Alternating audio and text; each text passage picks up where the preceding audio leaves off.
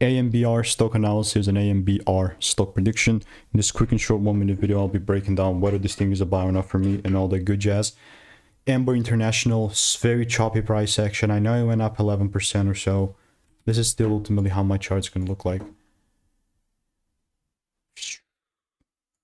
Yup, this is where we are. Bro, this is crazy. I'm definitely looking to take it down, honestly. Like, it would not really do that unless rules are met. I also have like a lot of receipts, right around 5. So it's really not financial advice, but like, I was sell side bearish here, and then that was correct. Like, let me show you, just so you don't think that I'm lying to you.